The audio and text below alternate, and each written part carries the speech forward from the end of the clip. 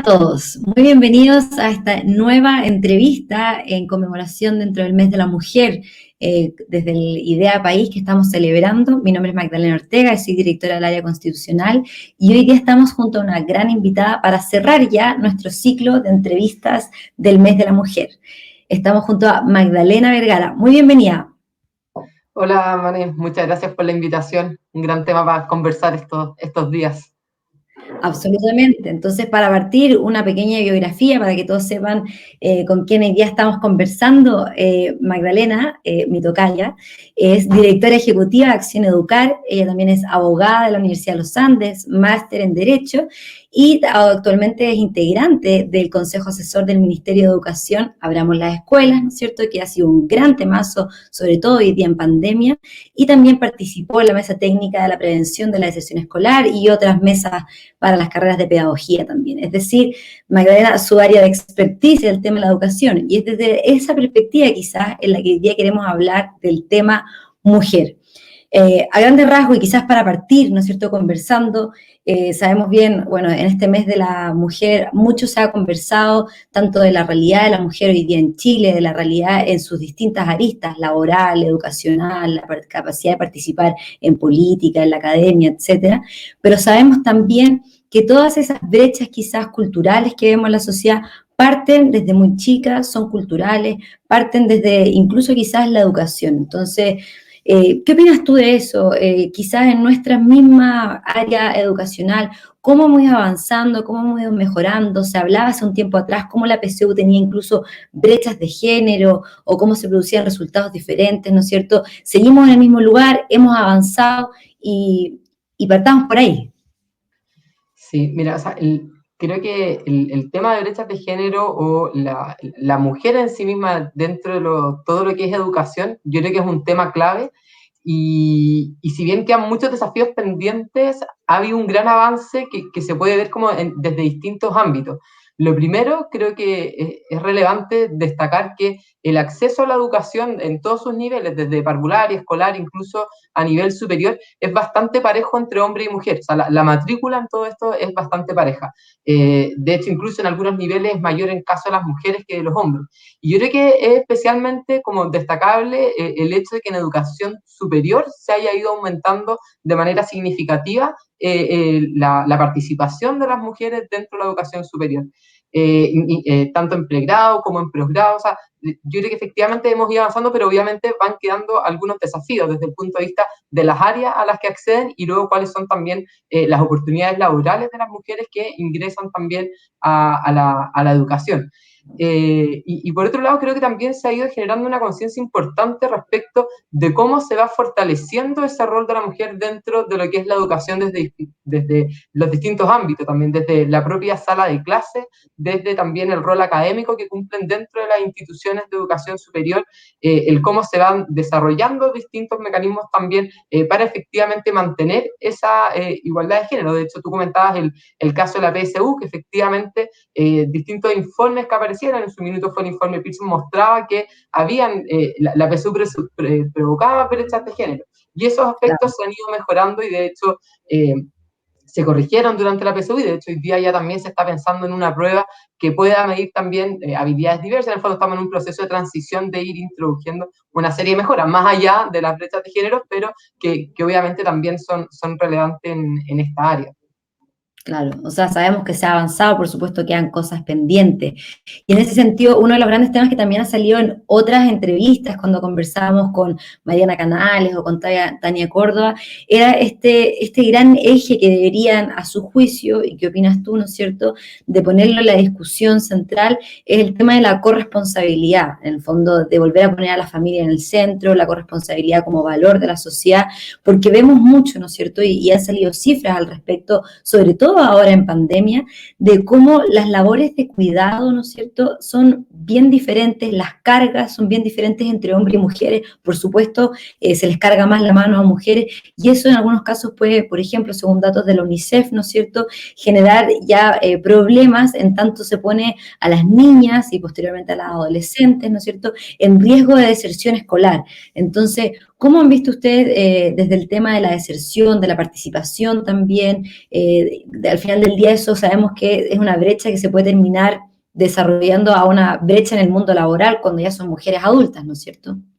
Sí, mira, sobre ese tema yo creo que es bien interesante analizar lo que ha ocurrido durante la pandemia y también de forma más amplia. En el fondo, no solamente uno ve los problemas que pueden producir, por ejemplo, los roles y esta coparentalidad de la mujer en el ámbito solamente como educativo, sino obviamente desde cómo se desarrolla el trabajo de la mujer o desde el cuidado de los niños para que el involucramiento en el fondo de los padres en la educación de sus hijos y también del propio estudiante, de cómo se van asignando las labores del hogar. O sea, esto, por supuesto, que parte desde muy pequeño el trabajo por ir generando ya sea esfuerzos como para generar estas responsabilidades compartidas entre ambos. Y ahí lo que uno observa es que efectivamente, por una parte, quienes más se han visto agobiadas por las labores en el fondo de guías y de mantener en el fondo la educación de sus hijos en el hogar han sido las mujeres. Desde el cuidado que deben tener, por supuesto, eso mismo también a las labores del hogar, muchas mantienen también sus trabajos, entonces obviamente están siendo hoy día una especie como de pulpo que se tiene que hacer cargo de muchas cosas. Y nosotros en particular preguntábamos en una encuesta que hicimos como para ir midiendo el nivel socioeconómico de los estudiantes, pero también insertados dentro de lo que es la familia, para ir midiendo también cómo es ese acompañamiento que se hace de los estudiantes o de los niños a nivel parvular, digamos. Y hay una mirada que efectivamente había una baja alternancia de las labores del cuidado de los hijos en los temas educativos por parte de las mujeres. O sea, las mujeres que comparten esos roles con los hombres son los más bajos en el fondo, contrario a los hombres, o sea, por supuesto, o sea, las mujeres son quienes más se han hecho cargo en definitiva de esto. Y el otro punto que es clave, y ahí también lo mostraba la UNICEF y nosotros también lo medíamos en parte, era con cuánta carga, además de las educativas, las estudiantes asumían de parte del hogar. Y ahí también uno veía una diferencia importante, que a las mujeres en edad escolar, universitaria, también se le asumían mayores cargas o labores del hogar que lo hacían a sus hermanos o a otros miembros. Entonces, eso también les imponía una carga mayor que les impedía quizás hacerse cargo o seguir su aprendizaje o formación en las mismas condiciones que incluso un hermano. Entonces, yo creo que aquí sin duda que puede uno ir incorporando herramientas. De hecho, una de las recomendaciones que nosotros hemos hecho harto es cómo también desde el colegio se van entregando ciertas recomendaciones, ciertas habilidades parentales en las cuales debiera estar incorporado esto, o sea, la importancia de que ambos padres se involucren en la educación de sus hijos, pero también hay un tema que va más allá en el fondo, y es cómo nosotros también vamos haciendo este como cambio cultural también, que tiene que, Claro. yo creo, incentivado desde las políticas públicas, desde el rol que cumple la mujer, desde cómo se comprende también la maternidad dentro de nuestra sociedad, tanto a nivel educativo, pero sobre todo también luego a nivel laboral. O sea, yo creo que hay una serie de ámbitos que están conectados entre sí, que me parece que son fundamentales de verlos de forma conjunta. O sea, tampoco podemos separar a la mujer de su rol como educadora de sus hijos, pero tampoco podemos separar al hombre. Entonces, ¿cómo vamos generando nosotros ahí un equilibrio entre todos para que podamos tener, sobre todo fortaleciendo a la familia en su conjunto, o sea, con todos los miembros que la conforman? Claro, y en ese sentido hay algo que tú tocas muy interesante, en el fondo, cómo esto puede partir desde la sala de clase, desde la relación que las profesoras y profesores tienen con los padres de sus alumnos, pero también quizás las mismas dinámicas que se dan a la interna de las salas de clase, que sabemos son los segundos o debieran ser los segundos y los primeros los padres, ¿no es cierto?, educadores, donde se van quizás también manteniendo estas mismas formas de roles de género, como se les ha llamado, y ahí es algo que se puede atacar desde la política pública, es algo que en el fondo las comunidades educativas deberían estar, no sé, asesorándose, trabajando para cambiar desde esa perspectiva sus trabajos también como comunidad escolar. o hacia dónde tiene que apuntar en ese sentido, porque como bien tú hablas, esto es un cambio cultural, mucho tiene que decir las políticas públicas, pero hasta qué punto pueden ellas, en el fondo, performar, ¿no es cierto?, lo que es posteriormente nuestra propia cultura y cómo nos desenvolvemos. Por alguna razón, ¿no es cierto?, tenemos políticas en las que se nos permite el postnatal de los padres, pero casi ningún padre se lo toma. ¿Por qué? Probablemente porque no están acostumbrados o creen que es raro tomárselo, pedírselo, cómo se lo van a pedir a su jefe. Y eso totalmente es parte, ¿no es cierto?, de nuestra visión cultural. ¿Cómo juegan esos dos roles a tu juicio o cómo lo has visto tú en tu experiencia? Sí, o sea, yo creo que efectivamente aquí hay un trabajo que se tiene que hacer y ahí es muy relevante la familia. O sea, yo creo que las políticas públicas incentivan algo, pero finalmente ese cambio también tiene que venir, como tú decías, o sea, las propias personas somos las que tenemos que hacernos cargo de, en el fondo, el rol que cumple el hombre, la mujer, la importancia que tiene, cómo se equiparan ciertas responsabilidades también, cómo valoramos en el fondo efectivamente el rol que cumple la mujer en cada una de las etapas y las áreas que componen nuestra sociedad. Entonces, es algo que es bastante conjunto y por eso es tan complejo también. Y desde, yo creo que ahí quizás también, o sea, más allá de la política pública, hay aspectos que tienen que ir dándose desde especialmente como que desde lo formativo. Yo creo que también ha habido un cambio de percepción, un cambio de orientaciones, por ejemplo, desde cuáles son aspectos importantes de la manera en que el docente tiene que abordar la sala de clase de una forma en que no genere estas distinciones como entre un hombre y entre una mujer. Y eso desde el tipo de juego, desde cómo se incentiva la participación de distintas actividades, por ejemplo. Y aquí un hecho súper concreto, el cómo se fomentan las mujeres también, la participación en actividades más científicas, más tecnológicas, que es como la falta que hace uno ve hoy día en educación superior. Las mujeres en general no prefieren ese tipo de carreras, hay una presencia mayoritariamente de hombres, entonces ¿cómo? Claro. Pero eso se puede ir dando en el fondo también porque desde pequeños se ha incentivado más a los hombres a participar de esas áreas en vez de a las mujeres, y a las mujeres se les incentiva a otras, entonces creo que ir potenciando quizá ese tipo de aspectos, ese tipo de actividades, son importantes. Desde en el fondo cómo el profesor aborda también los aprendizajes en la sala de clases. Ahí hay un tema también súper importante respecto de la autoestima de la mujer dentro de la sala, especialmente cuando es compartida con hombres. Ahí muchas veces se tiene que hacer un mayor trabajo para generar una mejor autoestima de la mujer respecto de su par hombre. Se da en el fondo que muchas veces los hombres se perciben con una mejor autoestima que las mujeres respecto de sí mismas, o sea, valoran mejor en distintos ámbitos. Y yo creo que eso es relevante también. Entonces, cómo uno va generando esos incentivos, va fomentando la participación de la mujer en distintos ámbitos, como te decía, desde de las distintas áreas, desde cómo se presentan estas actividades dentro de la sala, en fin. Pero yo creo que esto también va, obviamente, en evolución respecto de la madurez del niño, de cómo se trabaja desde el ámbito formativo, desde los métodos de enseñanza.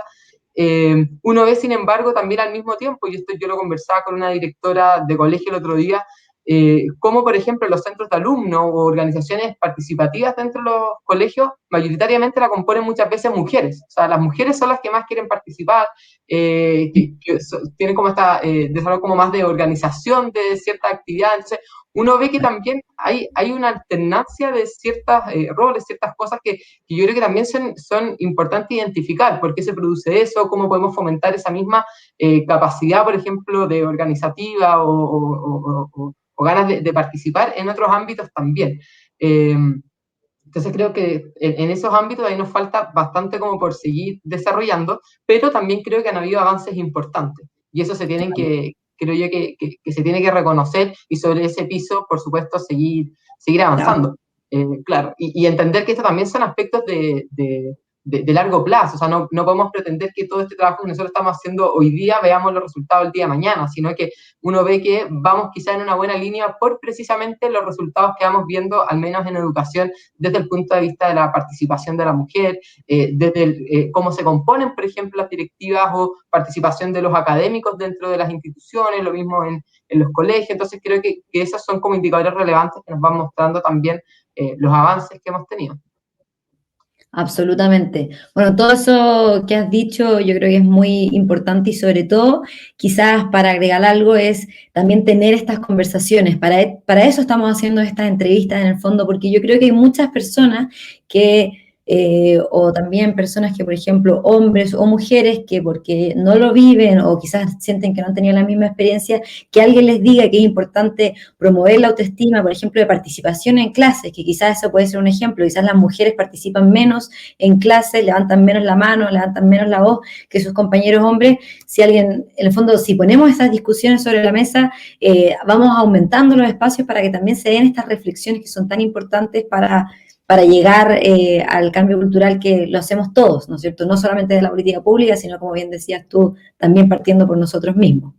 De todas maneras, absolutamente. Y yo creo que la familia en esto es muy importante también porque son los ejemplos que uno ve respecto de cuáles son las funciones que en el fondo cumple uno y otro. Yo creo que por eso es tan importante y uno insiste harto, pero creo que eso es un punto fundamental que es donde debiésemos quizás partir primeramente, que es el efectivamente cómo generamos un mejor involucramiento tanto del padre como de la madre y principalmente del padre en esto.